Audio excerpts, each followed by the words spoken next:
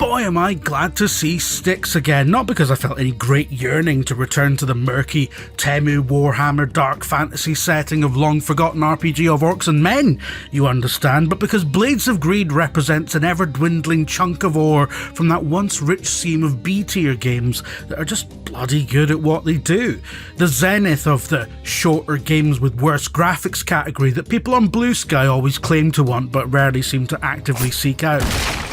But don't let the lack of a studio shuttering budget colour your expectations. Styx 3 is marvellous on almost every front, picking up literally minutes after the cliffhanger ending of his last outing, 2017's Shards of Darkness. This latest instalment throws a dash of Mass Effect into the pot, with the eponymous goblin assembling a crew of fellow outlaws, fugitives and misfits on board a floating ship of thieves. The goal? Collect shards of quartz, a mysterious magical ore that is a crucial energy source for the evil human empire and its Inquisition, a ruthless wizard Gestapo intent on eradicating the non-human races and generally not being that nice to humans either, to be honest. Inquisitor. Stealing shards of quartz from all over the continent disrupts human operations and keeps the stuff out of Inquisition hands, but most importantly, it's a convenient device for weaving RPG-like character progression into the narrative. Styx is effectively a drug addict. Hey, no, that's my quartz. Always laser focused on getting his next hit of quartz, as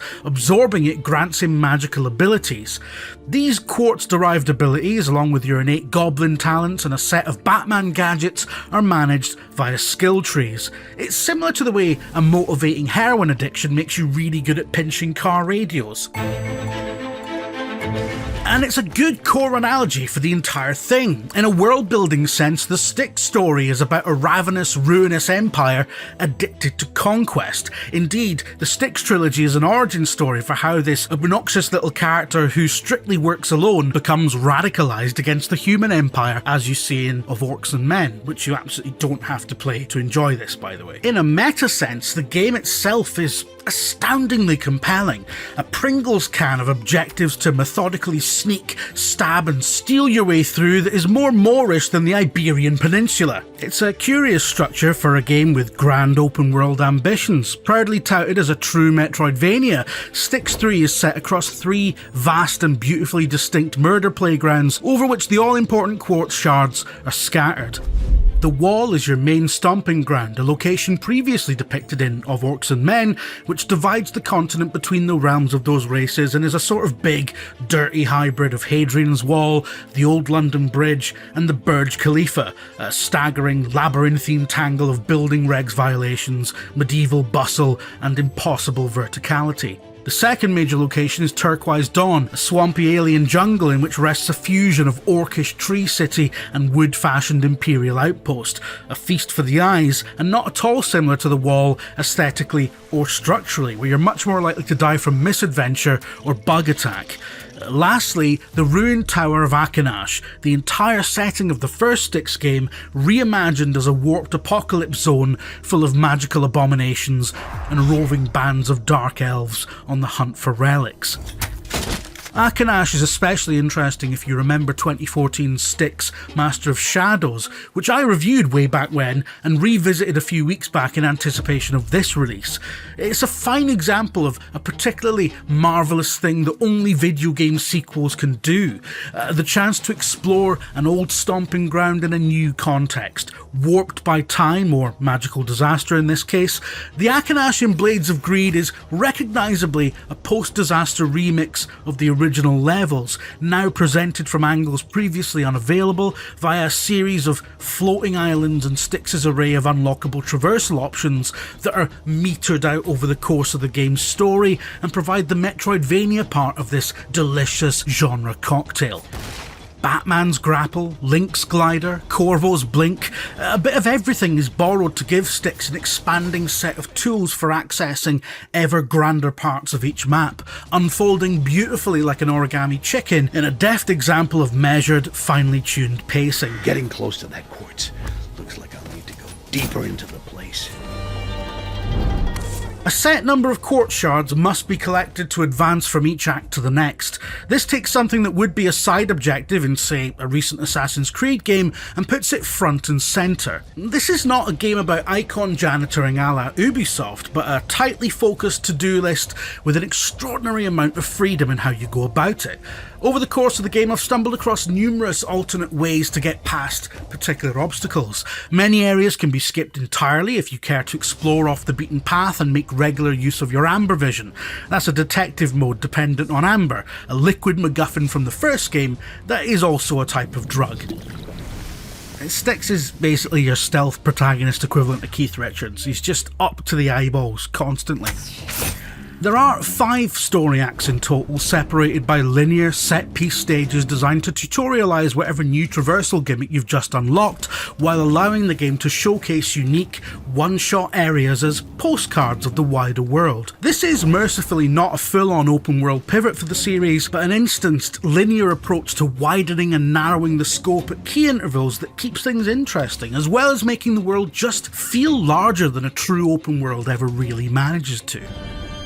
What isn't as successful are the cutscenes. Necessary for plot transport, sure, but often comically naff, partly for annoying technical reasons that have plagued the Unreal Engine since the Xbox 360 days to varying degrees, but mostly because the voice acting is about 50% wretched. No one should possess that kind of power. Most of the line delivery is functional but lacking any sort of charisma or flair. Like, half the actors have been told that this is actually the shipping forecast. The balloon is leaking.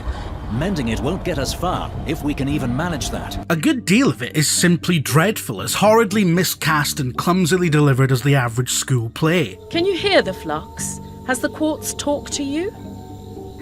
Maybe. Add this to the unrealness of it all, that engine's particular difficulty with camera cuts, for example, audio cues that ping in entirely the wrong places, and various other minor annoyances, and you've got a bit of a mixed bag, no? My apologies, I'm still not feeling my best. Come with me. We'll find a place for you to lie down. Luckily, the cutscenes don't form a high percentage of the experience. This isn't Metal Gear after all. In pure gameplay terms, Blades of Greed absolutely sings. Its traversal is a rush to the senses, a game where you cover large distances with death-defying stunts and acrobatic feats like impossible ledge grabs and riding whirlwinds halfway to the skybox and back. And then slinking around the small spaces, ducking under tables, scampering up walls, slithering through drains, grabbing any and all of the burgeoning opportunities on offer to position yourself for the kill or the snatch.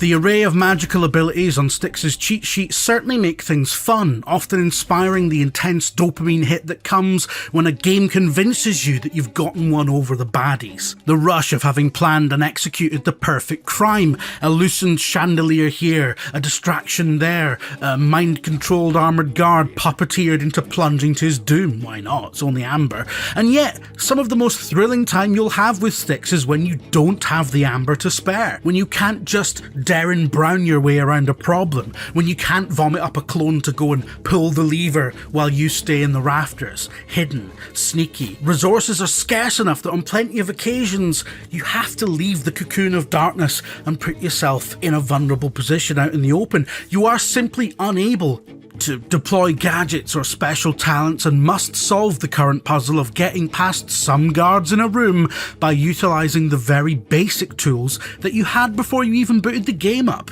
Hiding, observing, patience, and timing.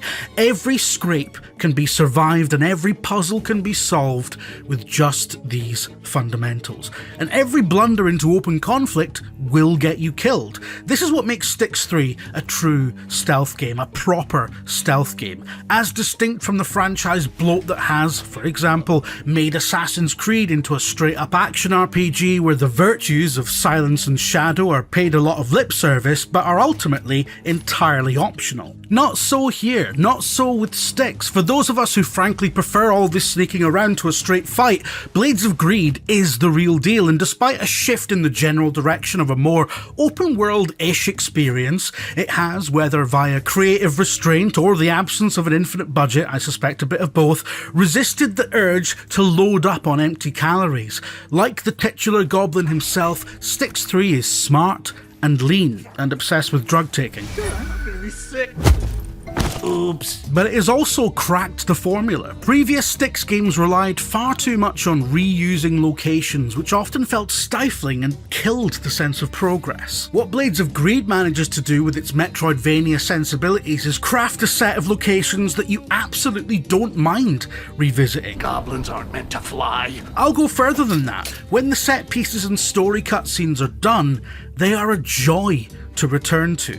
And what this leads to is the conclusion that not only is this the best Styx game by a wide margin, and the other two are great, don't get me wrong, but it's also the best stealth game, full stop, in years. Now, I obviously feel a great deal of affinity with Styx, being a horrid little goblin creature who does his dark bidding in the corner of the room where nobody can see him. And yet, I didn't realise quite how much I needed to have him back. Styx, you horrid, grotty little git, please don't wait a decade until next time. Did you need something? Nope, not really. Just wanted to say hi. Hi, Styx. 4 stars, well deserved, and the rest of you, if you want more coverage of, I don't know, games, some that are like this, some that are nothing like this at all, then do like and subscribe. It makes sense.